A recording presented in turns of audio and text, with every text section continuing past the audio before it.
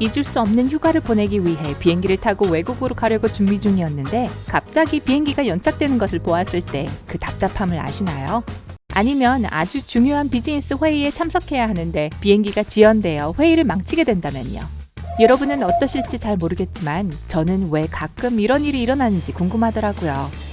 그리고 비록 지연이 결코 즐겁지 않지만 거기에는 몇 가지 주요한 이유가 있는 것으로 보입니다. 먼저 솔직히 말하자면 전체 비행기의 약 80%는 정시에 출발합니다. 즉 예정된 시간에 15분 이내에 출발하죠. 나머지 20%는 지연이 됩니다. 엄청난 숫자로 보일 수도 있지만 한번 생각해보세요.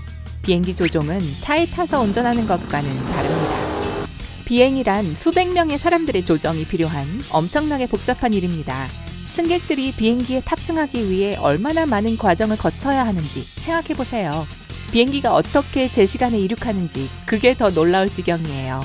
하지만 여전히 저는 지연이 여러분을 얼마나 화나게 만들 수 있는지도 완벽하게 이해합니다. 가장 빈번한 이유는 다음과 같습니다. 1번, 보안. 공항에서 여러 보안 절차를 시행하고 있다는 것은 비밀이 아닙니다.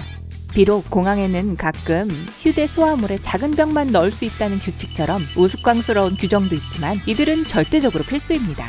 모르실 분도 계시겠지만 공항이 안전을 보장하기 위해 해야 할 일은 승객 보안 점검만이 아닙니다. 우선 비행기는 공항에서 출발하려면 허가를 받아야 합니다. 그리고 나서 다른 나라에 도착한 후에도 그곳에서 다시 한번 출발 허가를 받아야 한다는 문제가 있습니다. 짐작하시겠지만 이 모든 과정에는 시간이 필요하며 때로는 지연이 불가피합니다. 2번, 날씨. 대부분의 사람들의 생각과는 달리 날씨가 비행기 지연의 가장 큰 이유는 아닙니다. 물론 중요한 요인이지만 악천 후에도 여전히 대부분의 비행기들은 제 시간에 출발하죠. 현대의 비행기는 심지어 뇌우에도 견딜 수 있도록 설계되었기 때문입니다. 사실 직접적인 번개가 치더라도 비행기에는 큰 해를 끼칠 수 없어요. 번개는 여러분이 생각하는 것보다 더 자주 일어나는 일이에요. 하지만 아무도 정당한 이유 없이 수백 명의 목숨과 비싼 항공기를 위험에 빠뜨리고 싶지는 않겠죠. 그래서 날씨로 인한 지연이 일어납니다. 그럼에도 불구하고 이런 지연은 날씨가 아주 심상치 않고 위험이 너무 높을 때에만 일어납니다. 그리고 이는 출발 공항의 날씨뿐만 아니라 이동 중 도착 공항의 날씨를 모두 포함합니다. 만약 여러분의 목적지에 심한 폭풍 예보가 있다면 그 비행기는 확실히 지연될 것입니다. 3번, 기술적인 문제. 아마 가장 터무니없어 보이는 이유일 수 있습니다. 비행기는 비행 허가를 받았고 날씨도 완벽합니다. 하지만 미처 파악하지 못했던 기술적 문제가 갑자기 생겼다고요? 왜 진작에 이를 살펴보지 않은 거죠? 조종사들은 비행 직전에 최종 점검을 하고 뭔가 이상해 보이는 것이 보이면 직원들을 불러 함께 문제를 해결합니다. 하지만 제때에 해결되지 않는다면 전광판에는 비행 지연 메시지가 표시됩니다. 또는 다시 탑승구로 돌아가야 한다는 소리까지 들을 수 있습니다.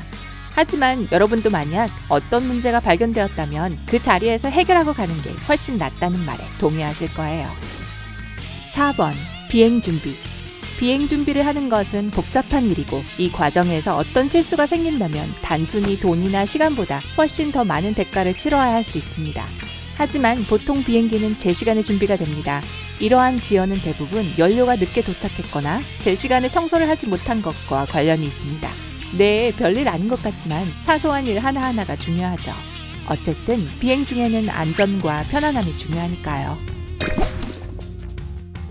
5번, 연결편 승객과 수화물의 시간에 맞추기.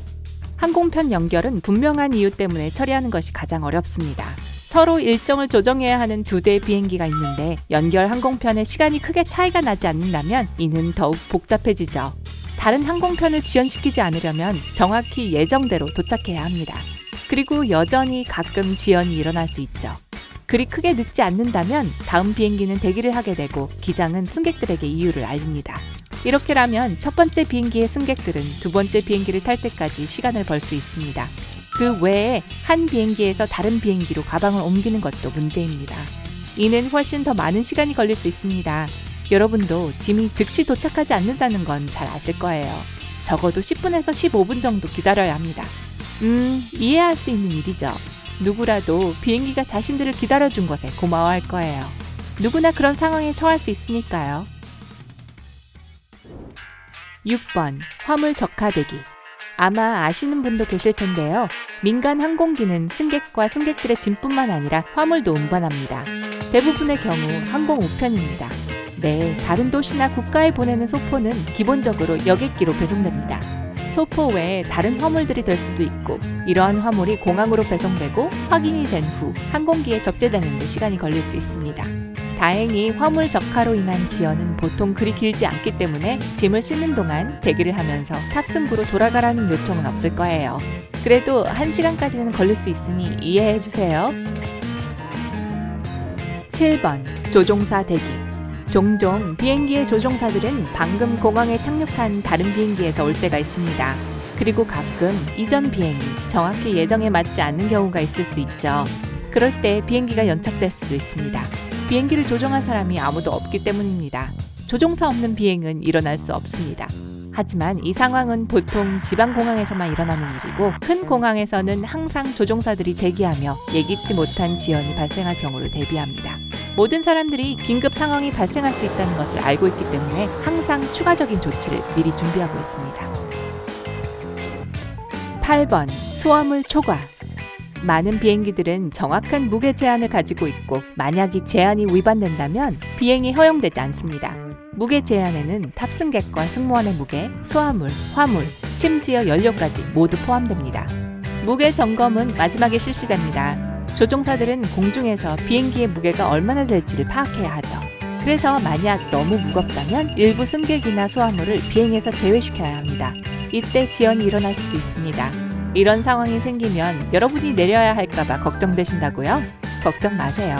항공사에서는 보통 그 비행기를 타고 여행하는 직원들을 내리게 합니다. 9번 음식. 기내식은 여러분이 먹어본 음식 중 가장 맛있는 것이 아닐 수도 있습니다. 기내식은 물론 기내에서 만든 건 아니에요. 별도의 기내식 회사에서 제공하는 것입니다.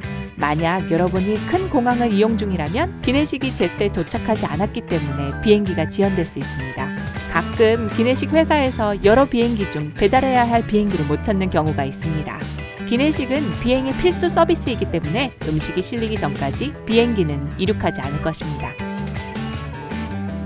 10번 파업. 공항 직원들은 거의 매년 파업을 합니다.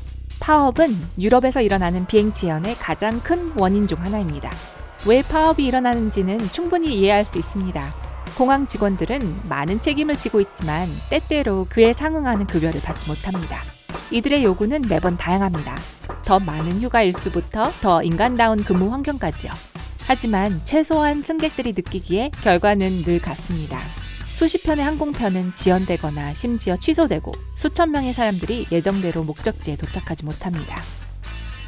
11번 혼잡한 공항. 이상해 보일 수도 있지만 매년 항공교통은 점점 더 복잡해지고 있고, 항공사들도 이 문제로 계속 어려움을 겪고 있습니다. 복잡한 허브 공항에서 걱정해야 할 것은 점점 더 많은 비행기가 동시에 도착하고 출발하기 때문에 여러분이 탈 비행기가 활주로에 가기 전 오랫동안 줄을 서서 기다려야 할지도 모른다는 것입니다.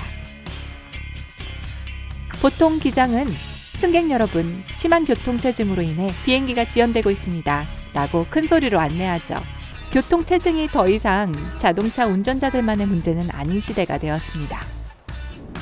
12번 항공교통 관제.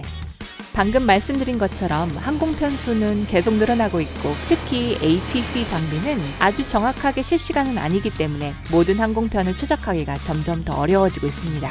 하지만 크게 걱정할 필요는 없습니다. 비록 오래된 기술일지라도 항공교통 통제는 안전한 비행을 보장할 수 있습니다.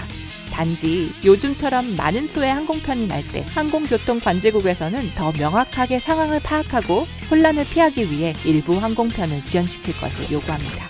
이런 일이 일어날 때는 인내심을 가지고 기다리는 것이 최선입니다. 항공기 지연은 안전과 관련된 것이고 우리가 달리할 수 있는 것도 사실 없죠. 여러분은 어떠세요? 비행 지연을 경험할 때면 보통 어떻게 대처하시나요? 댓글로 여러분의 해결책을 알려주세요. 오늘 새로 알게 된 것이 있다면 영상에 좋아요를 주시고 친구와도 공유해주세요. 하지만 잠깐 아직 가시면 안 돼요. 여러분이 확인하셔야 할 2000개 이상의 재미있는 영상을 준비했습니다. 왼쪽 오른쪽 중 하나를 선택해 클릭하기만 하면 됩니다. 삶의 밝은 면과 함께하세요.